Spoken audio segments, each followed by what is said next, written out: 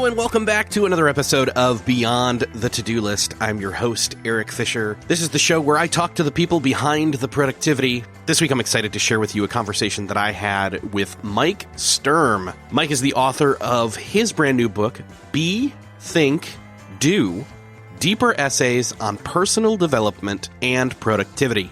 The book is divided up into 3 sections covering those basic elements of productivity, being, thinking, and doing. And in this conversation, we talk about exactly those things. We talk about the definition of productivity. We talk about how productivity is having systems and workflows, not just for your work life, but for your home life and everything in between. And we talk about how productivity is not just doing more things or doing things faster or doing things better, but it is all of those things, and that it is living a full human life, that it is flourishing. So, if you're ready to geek out about the meaning of the word productivity, and then how that meaning then alters what you choose to do, what you choose to think about, and how you choose to be, then this episode is for you. Enjoy this conversation with Mike Sturm.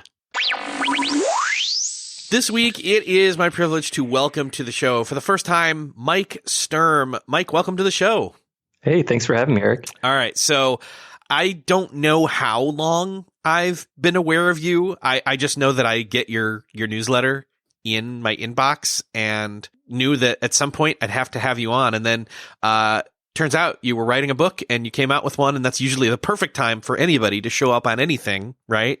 Is they have something to let people know they did. So let's talk about this book, Be, Think, Do. Obviously, people who listen to this show know that those are the words right there. Being and thinking and doing. It's the how are we to be, and all about how, it's not just about doing the right things or thinking the right things. And I want to break those down. Each one of those things is interesting in and of itself. And I think they actually kind of all go hand in hand. Why do those 3 things go together in terms of the elements of productivity? Well, for me, those were the 3 things that are, I guess I'll say, I like to break things down into the simplest components.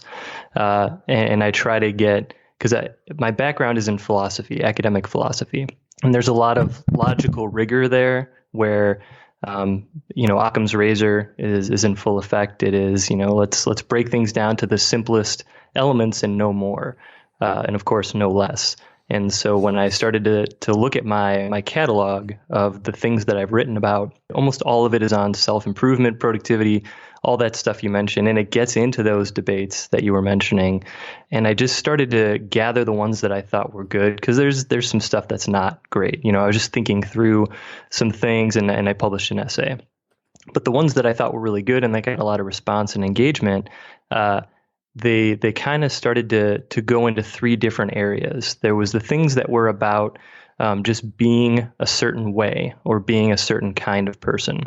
And then there was stuff that was about thinking, and they probably mostly involved thinking in some way, because I'm just infatuated with thinking, how to do it better, how we just do it by default, and then just what's happening when we're thinking. And then the doing part, which is the part that I'm probably worst at in my own personal life. I overthink things and I don't really do a lot of stuff. That's something that I'm always interested in from a standpoint of being a learner. I want to figure out how to do not necessarily more, but at least do more of the things that are really valuable and that I want to do. And then as I started to separate these essays, I found that, man, what I really also want to say in the book is not just productivity and personal development really just falls in these 3 realms. There's an order of operations.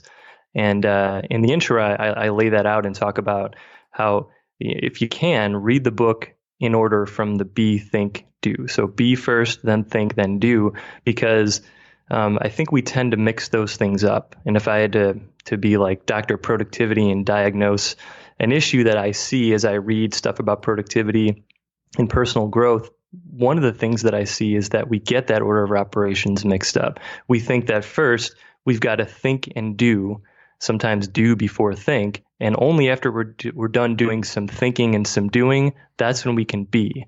But that's mixed up. We should be focusing on just being first, being ourselves, being comfortable, having a good relationship with ourselves.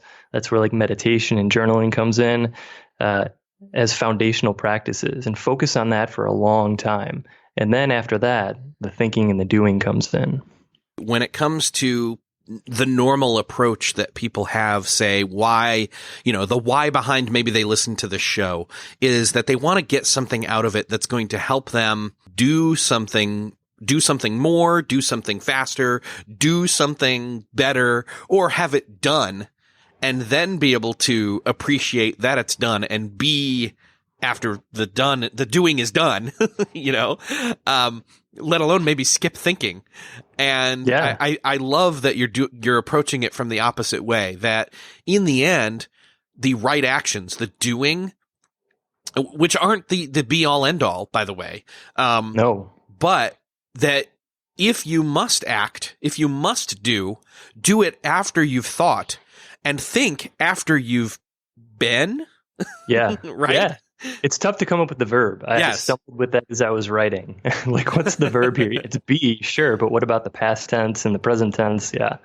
So I think people who are listening to this episode and have listened to a number of other episodes probably are seeing right now that, again, these three things, the being, the thinking, the doing, are where most of the spread of going beyond a to-do list, the title of the show, comes from, is that it's not all about having a list, which is, I would say, maybe comes out of the thinking part and halfway with one foot maybe into the doing side of things. That there's so much more to, quote, being productive than just the doing, just the thinking, and even the being, as we often think about when it comes to, because we've talked about meditation and other mindful practices in that sense on this show before, that it's a combination of all of the above. Yeah, absolutely. When you first meditate, if you've never meditated, if you're the type of person that's never meditated, or if you've meditated and not gotten anywhere, then the first time that you do it, you're either going to have a revelation about yourself, or you're going to be really angry or scared or have a strong emotion because you're unfamiliar with who exactly you are. You haven't sat down, stopped doing and stopped thinking, and just observed yourself being yourself.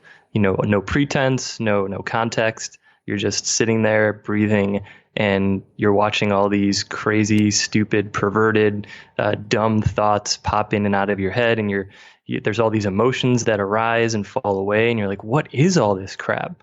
But if you pretend that it's not there and you just try to think and do all the time, you'll find that you get in your own way all the time. You're trying to do things and think about things that don't mesh with, or at least are not harmonized with, who you are underneath all the actions and the thoughts you have. And that's, for me, that's the important part. And really, like, for someone who's just getting started in the space, reading about personal improvement and productivity and all that stuff, you can trash the second two parts of the book and focus on the first one, and then find more literature like it. You don't have to meditate every day. You don't have to keep a journal every day, but at least do some of the activities that involve sitting silently on your own and just observing how you're feeling and what you're thinking, and then maybe recording some of it. It's a basic practice.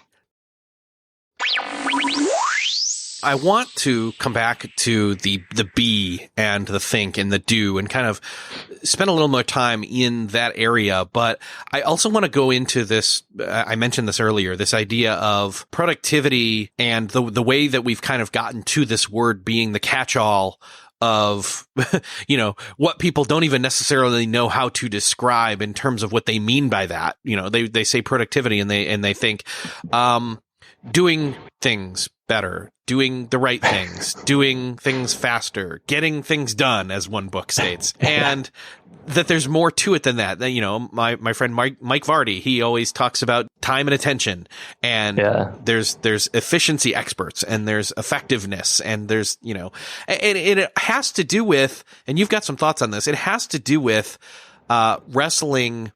I think in a sense, some of what the Be Think Do is that you're already kind of grouping your writing into in terms of the book. But this idea of what is the definition of the word productivity? And honestly, I don't know. I think we can get tangled up in semantics.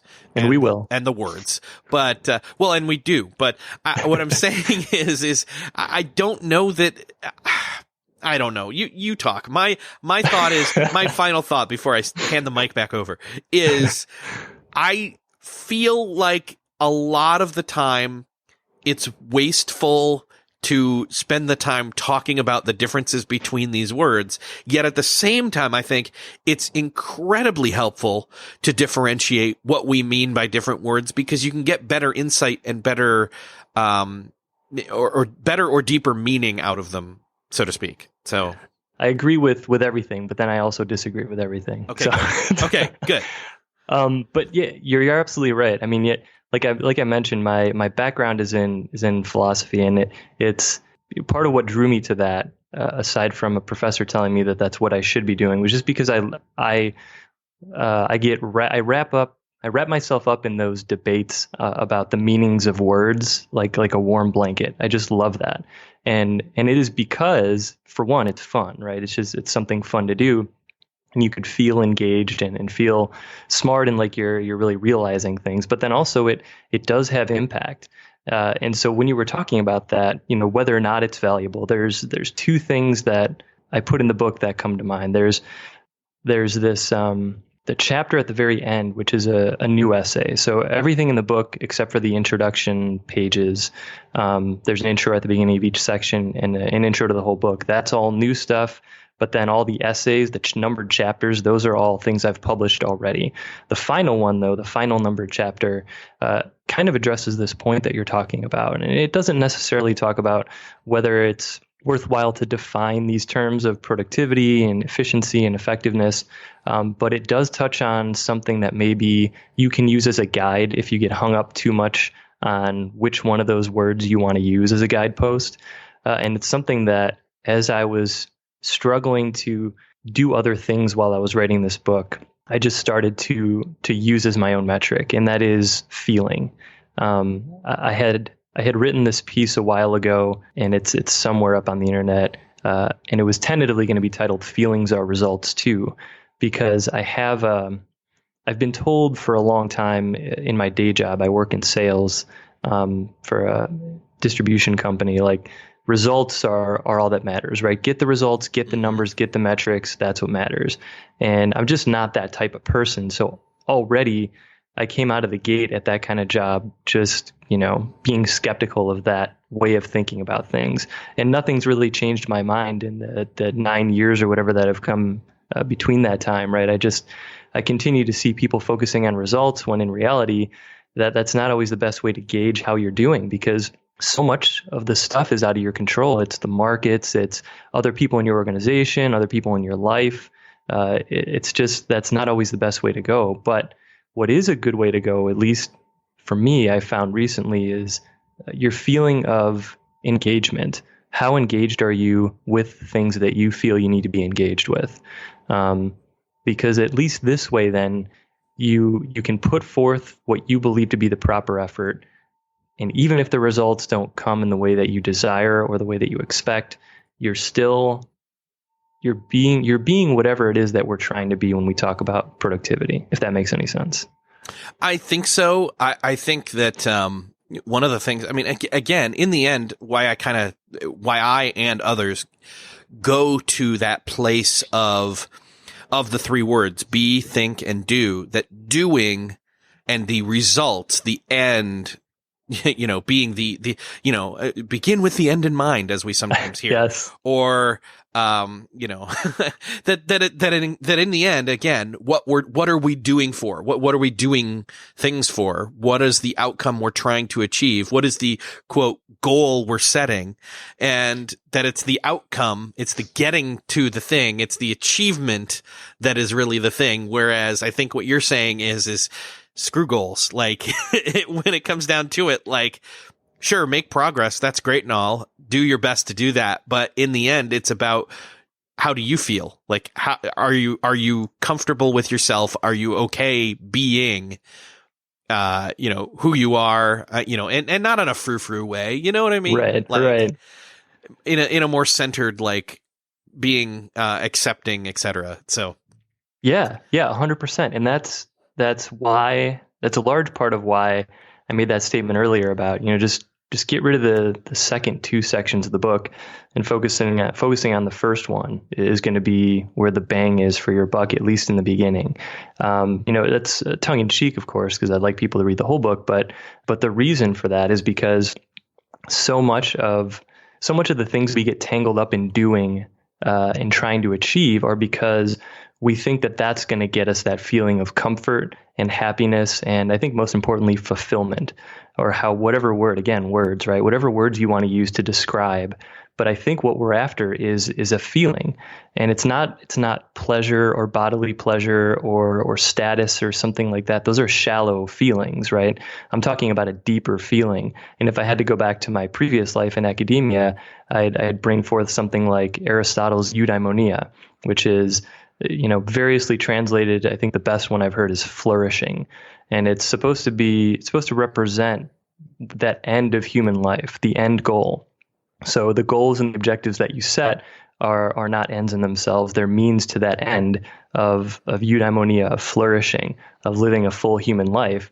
And the thing about that is the way he talks about it. It's not so much a feeling, although you can feel when it's happening, but it's actually an activity. So it's not getting the objectives, and it's not achieving the goals that is this flourishing or eudaimonia. It is the activity involved in making it happen. And that's what he talks about in terms of building a good life. It's having worthy goals and having objectives that mean something, but then also being able to stop in the middle of that project where you're trying to achieve this goal and be like, you know what, I like doing this.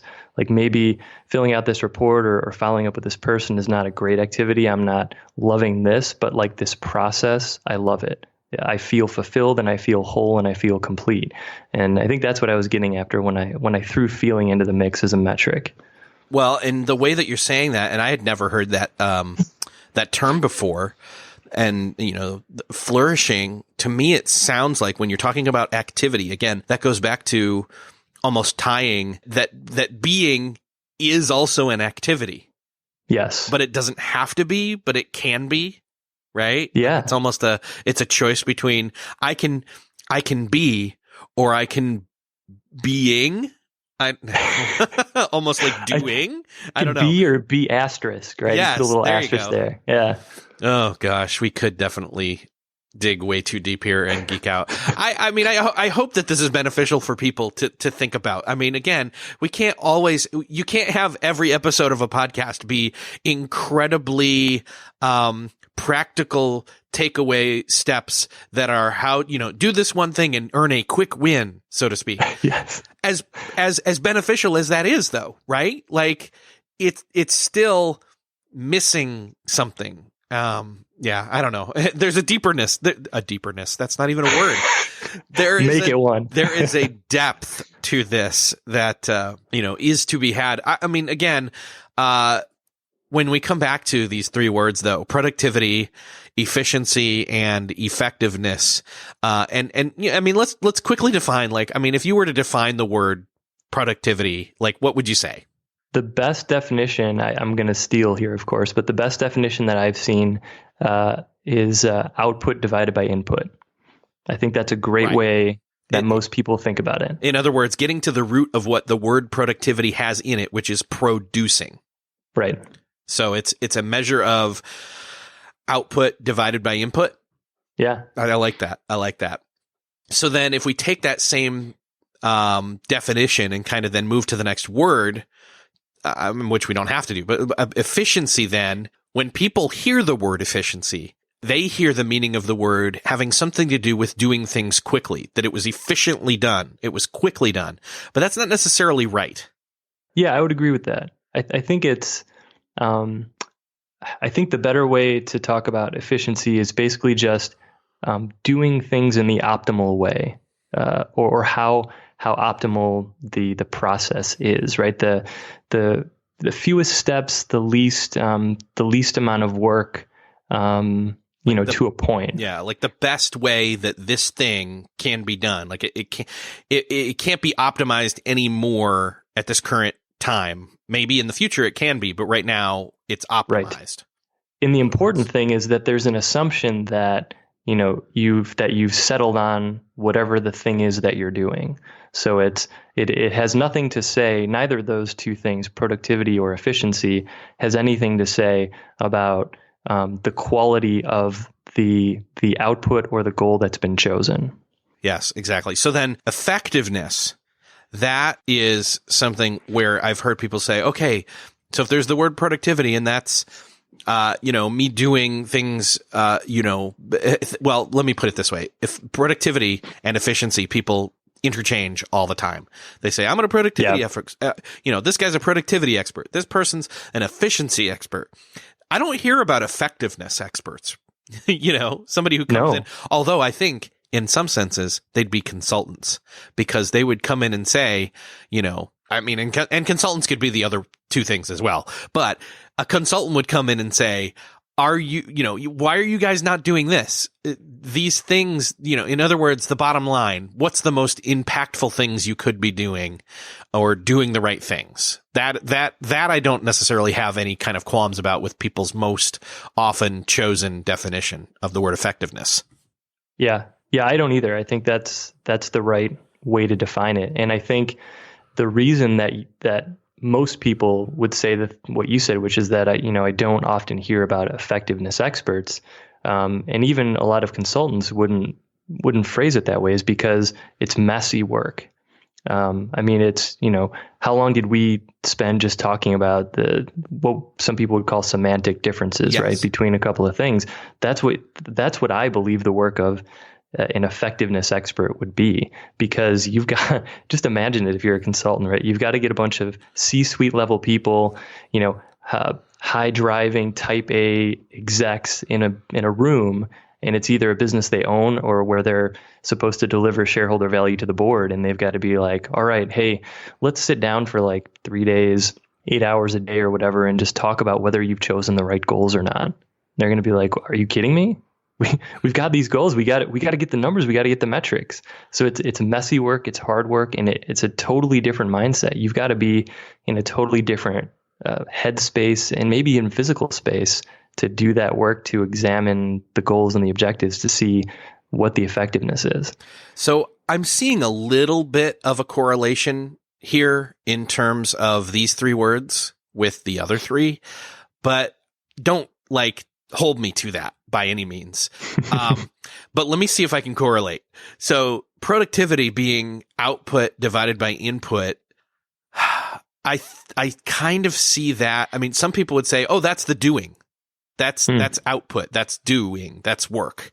But, and then somebody would say, well, efficiency, doing things optimized or optimizing things, that would be thinking. Because if you're thinking about it and you're studying whatever the process, the workflow, whatever you want to call it, then you're taking it to its next level of possibilities in terms of whatever it is you're doing. You're doing it more efficiently. You're doing it more optimized. And I should say this, when you're optimizing things, you can put in less input and get more output. So there is a correlation between efficiency and productivity, for sure. Yeah, absolutely. But then when you get to effectiveness and doing the right things, I feel like that's the being, right? Like that's the, whatever the right thing is. I mean, it's partially thinking, I think. Yeah. It's thinking, I think, said the thinker, but doing the right things would come out of choices that you've thought through and then acted on, being, thinking, doing, by being first, right? Yeah. Like I think, yes. I feel like, so I feel like in the same way that people go for productivity first, then optimizing that productivity, and then realizing, oh, I really should be aiming for effectiveness. It's the same thing with the doing first, then the thinking, and then the being, almost being backwards. Yeah. Yeah. And I mean, really though, it kind of folds back in on itself, right? Because if you get really productive and really efficient, but you've been aiming at the wrong things, then you're not going to be either efficient or productive, right? Because you produced a whole bunch of stuff that ultimately wasn't worth producing. So maybe you could still be productive, but because you're going to end up doing a bunch more work to double back and go back or just do something else totally and abandon what you've done, then you're definitely not going to be efficient. Well, and I would even say you were productive. You definitely were efficient. You were doing that. You were thing. Short-term efficient. Yeah. Yes. I mean, you were doing that thing the most optimized you can do it, and boy, did you produce. You were productive, but effective. On the other hand, you did the wrong thing. This is where it comes back to words again, right? Because it depends on what the target of that term is, yes. Right? When you said thing, that piqued my interest because it's like, okay, yes, you were definitely productive and effective when it came, or productive and efficient when it came to doing that thing. But if you expand the scope of the word thing or the target of your study from like one process or one project to living a full life, then you're definitely not efficient. Because even though you were efficient in the short term on a goal, it wasn't a goal that was worth pursuing. And if you were lucky enough to realize it, then you've got to go back and do what they call in the industry scrap and rework, right? You've got to go back and fix the problems that you caused, or just at the very least, figure out a new plan on what you're going to do now. And then maybe you can be effective, but you've done a bunch of work that didn't need to be done because the goals weren't worth it. Now that we've gone round and round with 3 words and then 3 other words and, kind of landed here, I'd love to go back to, again, what are some of the components that you think the most important components? I know that being is the most important, and then the other 2 parts don't worry about. But if somebody is reading through the book and decides to read the whole thing, like what of not just being, but also thinking and doing would you think are the most important maybe pieces to start to I almost said it. I'm going to say it, to start thinking about as you, in other words, what would the key takeaway be for be, think, and do? And you can be there can be more than one for each of those sections, I guess. Okay. I would say if I wanted to go section by section, the thinking part, I think really the most important thing to get from the thinking part, and even I can talk about just one essay in particular. There's one in there called Think Like No One Else. And it's got just, actionable, surprisingly actionable for considering how I write, ways of approaching this thing that we call thinking. And it kind of boils down to systematically keeping your mind open. And there's just different tips in there about how to approach everyday problems, how to look for problems, how to look for things that are outside of your wheelhouse, so to speak, and then try to connect those with things that are in your wheelhouse, and then being surprised and delighted by the different insights you can have, the power of analogy as a thinking tool, or like trying to make an analogy between 2 things that don't seem like they're analogous. That's been huge throughout my entire life and has helped me quite a bit. And really just open-mindedness, if it encapsulates all into one term, thinking effectively boils down to open-mindedness. And then this is where it folds back on itself again, because open-minded is a way of being too, right? It's a way of presenting yourself to the world, if I could sound really meditative and frou-frou for a little bit. Open-mindedness is just, it's a posture that you take towards the world and all the various facts and fictions that are in it. As far as the do is concerned, asking questions would probably be the action that I think is most effective.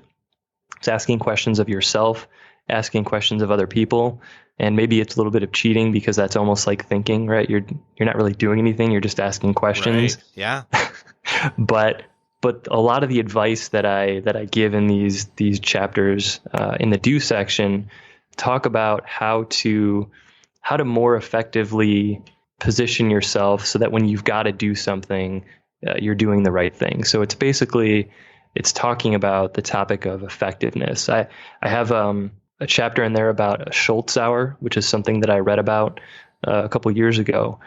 George Shultz, who was the Secretary of State under don't quote me because I might be wrong, Ronald Reagan, he had an hour every week where he essentially did what sounded like a David Allen-esque weekly review, but he wasn't just going over his projects and his actions. He was just thinking. What's interesting is, so George Shultz is this famous guy who who dealt with thinking, but then his grandson went to work for Theranos, and at the time George was also heavily invested in Theranos, and that whole thing fell apart. And infamously, he was implicated as a person who just wouldn't listen to reason and wasn't open-minded enough to see what was actually going on, which was a huge fraud.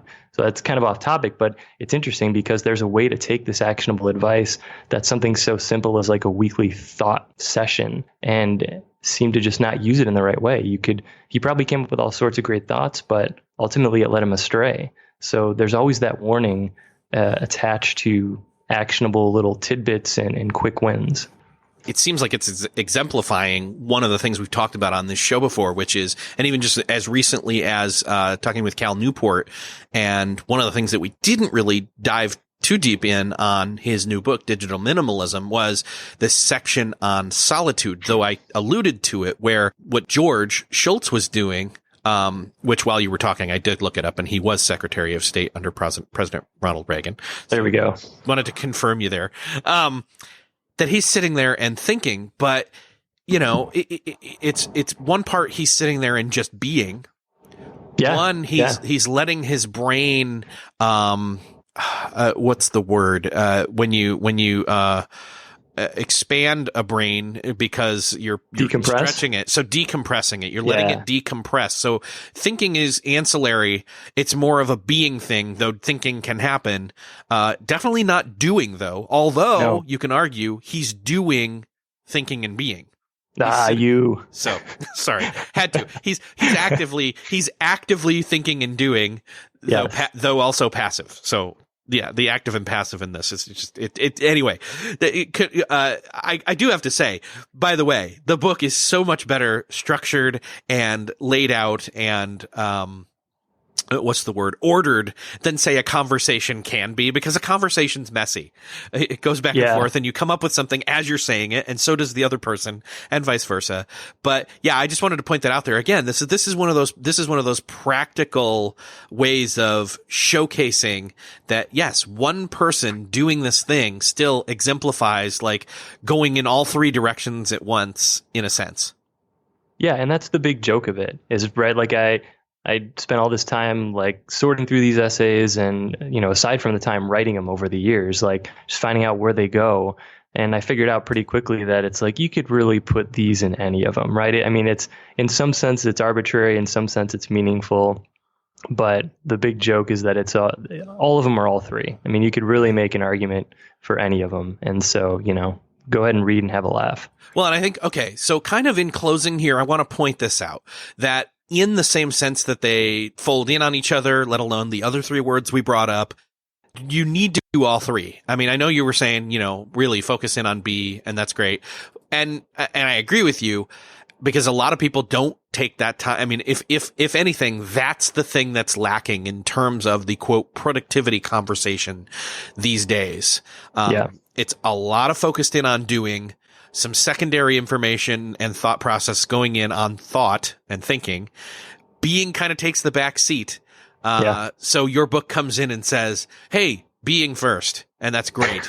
But I think that this is, I mean, again, it's an ongoing conversation. I think all three things are present at all times. Like we said, thinking is an action, which is a do. Being is an action, and that's a do. Thinking, vice versa, is also doing. Anyway, you get what I'm saying. I get it. Yep. You're doing all three all the time. Yes. And that's like, I start out the section on thinking by talking about just how weird it is, because we're doing it all the time, whether we want to or not. And sometimes that's part of the problem. But then at the same time, it's almost like a fire hose that's always running mostly on full power. And then there's various times where we just heuristically expect to pick it up and then somehow control it and point it in the right direction within a matter of seconds. I mean, it's pretty ludicrous, right? But what can help you do that is just like getting used to how it's always flowing and flowing very hard so that you can come at it with a little bit of caution and a little bit of knowledge about what's going on. Yeah, man. Seriously, I know that we're going to have to talk again, but I'd for be now, happy to. Yeah, but for now, I think the listeners had enough. And, and for those of you, I got to tell you, for those of you who made it through to the end of this episode, I applaud you. You are my people. I apologize, I guess. I don't know why, but on me. That's what I have to say. I thoroughly appreciate you geeking out with us, and you should definitely pick up Mike's book, because not only does it delve into what we're talking about in this episode, it does it much better than this conversation can convey or even instill, like, meaning wise to you. I can tell you that I got lots more out of the book than even this conversation, and I just kind of said, hey, this conversation sucked. And that's not true. I'm just saying the book is something you can, like, sit and dwell on and be and think and do the reading. So there you go. I throw that out there too. Oh, Mike, this has been awesome. Let's I know people can grab it on Amazon, and I'll link it up in the show notes and everything. Where else can we send people? To mikesturm.net, and where else? Anywhere else? On Medium. Yeah, if you just go to medium.com / at Mike Sturm, I believe is the URL, or you can just go to medium.com and search Mike Sturm, and I'll come up. Awesome. That's where I do all my writing these days. Awesome. Mike, again, great talking with you. I know you're going to be back, because we'll have to dive deeper in other areas. I don't know. Anyway, yes. Mike, thank you so much for being on the show. Thanks for having me, Eric. It was great.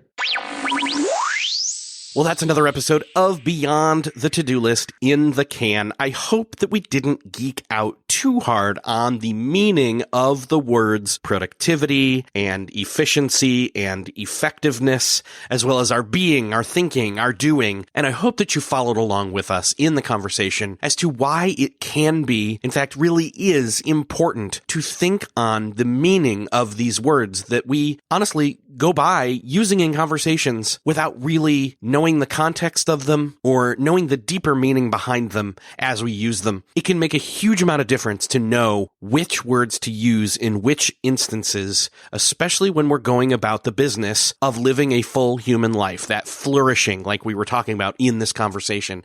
I hope that you walk away from this conversation with a different or deeper or better perspective on productivity as a whole. I hope that you enjoyed this. If you know somebody else who would geek out about the meaning of words and the meaning of the word productivity and the other words we talked about in this conversation, I'd love for you to share this conversation with them.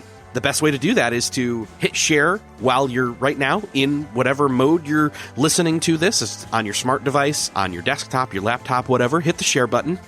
Or go over to the show notes for this episode and share it from there at beyondthetodolist.com/267. Thanks again for listening. I really appreciate it. And like I said, if you've listened this far, you are my people. I want to know that you listened to the end. So tweet me, twitter.com/Eric with a K, the letter J, FISHER. Thanks again for listening, and I'll see you next episode.